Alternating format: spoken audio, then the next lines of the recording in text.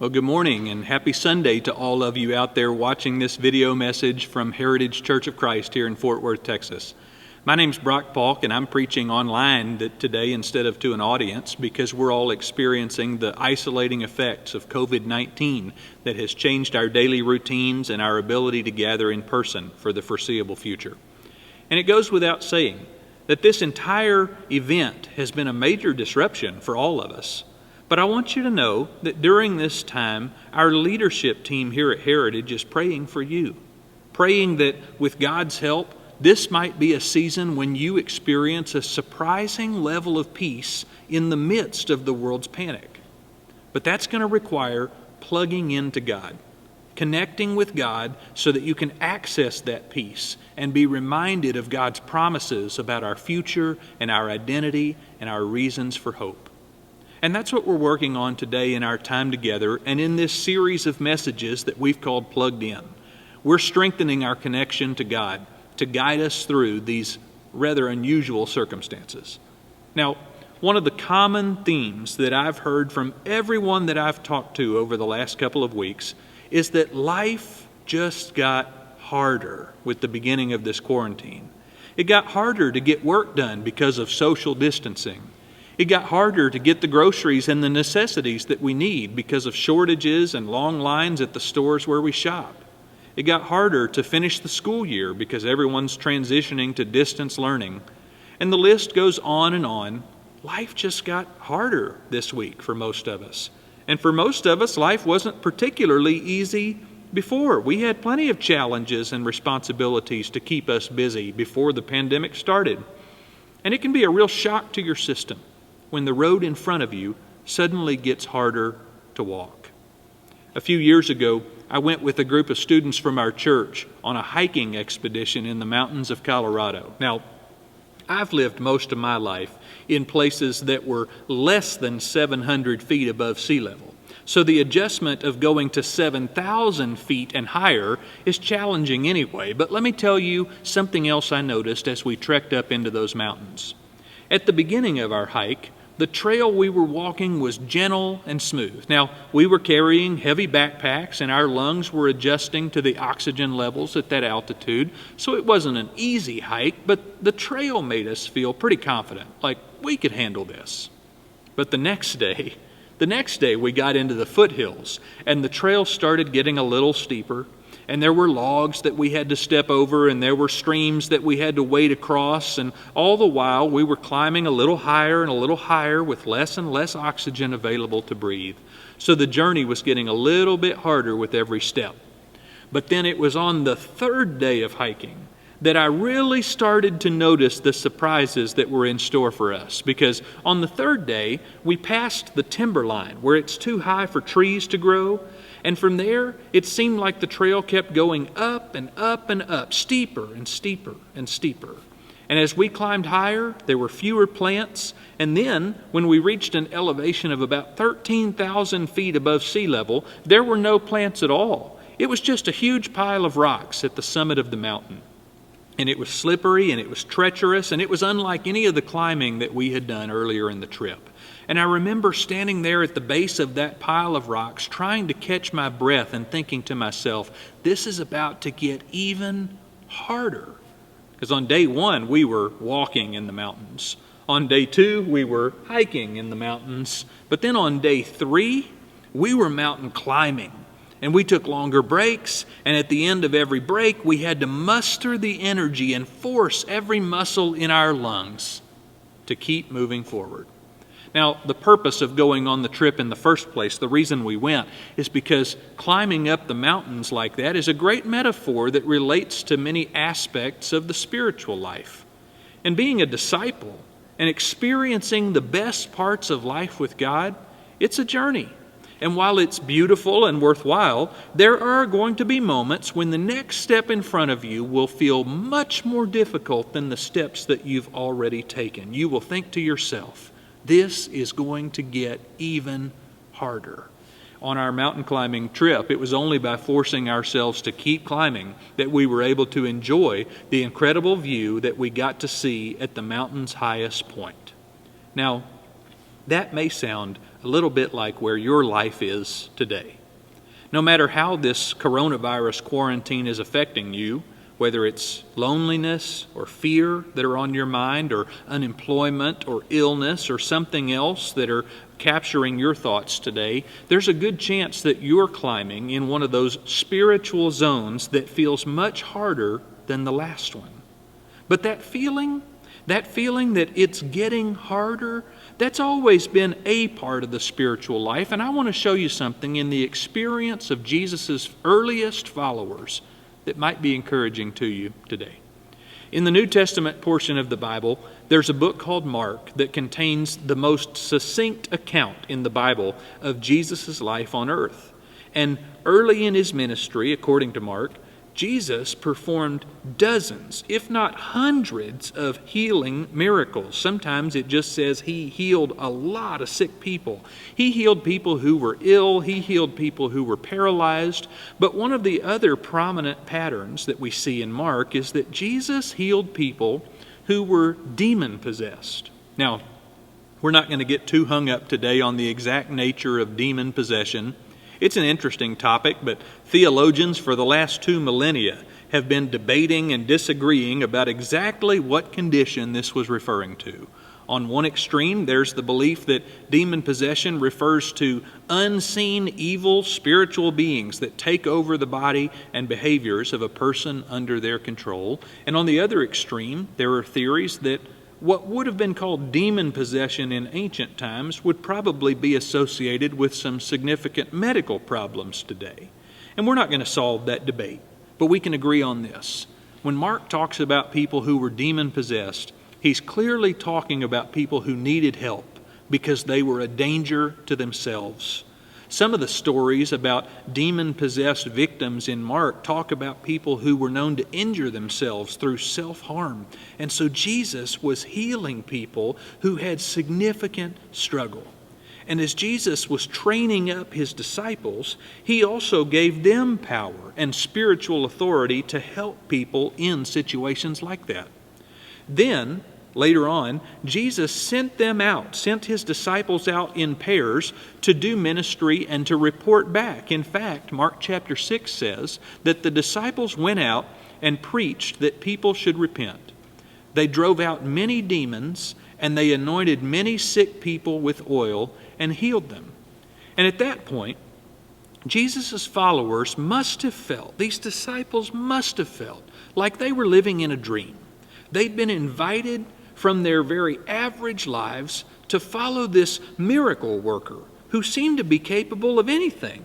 But more than that, they themselves were being empowered to do some of the same incredible things that Jesus was doing. The spiritual journey that they were on must have felt so invigorating. But they had some challenges that were in store for them. And in Mark chapter 9, they ran into a problem. Mark tells us about a moment when a crowd was gathered and they were arguing. The crowd was arguing with Jesus' disciples. And then Jesus walks up and asks, "What's going on? What are you arguing about?" And a man in the crowd gave this answer. He said, "Teacher, I brought you my son who is possessed by a spirit that has robbed him of speech. Whenever it seizes him, it throws him to the ground and he foams at the mouth, gnashes his teeth, and becomes rigid."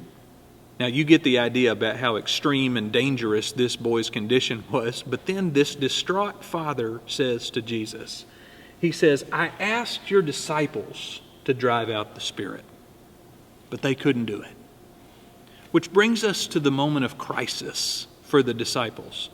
Because they've been on this journey with Jesus, and they've been witnesses to some really incredible moments, and they've been included and equipped to participate in changing the world, but suddenly they hit a wall. Suddenly things got a lot harder, and there's a problem in front of them that they don't know how to solve, and it's creating doubts and it's creating questions about what's going on. And so the disciples, Jesus' closest followers, are struggling. But as that's going on, Mark tells us that Jesus intervened.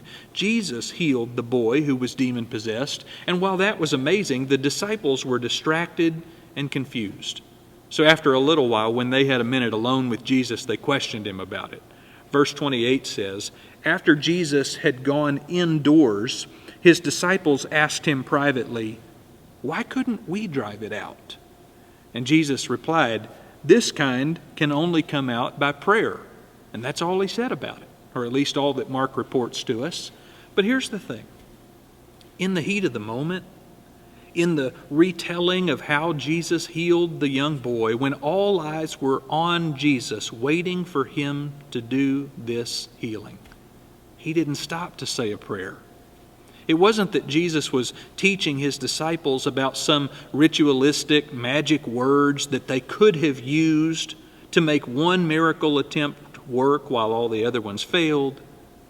What Mark has already established through the first 9 chapters of the book is that Jesus was in the habit of getting away by himself to pray. He was already deeply connected to the Father before he ever met the guy whose son needed help. It was Jesus' deep personal connection to God that prepared him to walk the road and serve the people that were in front of him. And that's what he's trying to teach his disciples. That you're more prepared for what's ahead when you're tuned in to what God said. When you've spent time with God. When listening to God is your normal routine. When you acknowledge your own tendency to want to be in charge, but you take the time to intentionally stop and spend time with God and say, "I did it again, God. I tried to take over. Please, would you get back in the driver's seat?"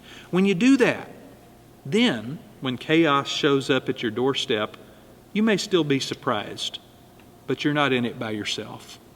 It's not the disciples' power that was going to drive the demon out.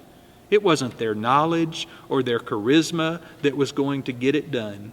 It was only by their trust and dependence on the power of God that they could do what was needed in that moment. And I think that's an important message for you and for me in the situation that we're facing together right now. You see, while the circumstances of our lives got harder this last week due to the coronavirus, the demand on our spiritual lives got tougher too. It's like you've been asked to climb higher and higher up a mountain with less and less oxygen. We're being asked to trust God in some brand new ways. We're being required to be patient and to wait for God to provide some of the things that we need. And we're being confronted with new needs that are going to need to be filled and new ways that our community needs our help. And just like you can't simply muster up more oxygen when you're climbing in the mountains, you can't just muster up spiritual strength and endurance on your own. There's only one source. And maybe the best thing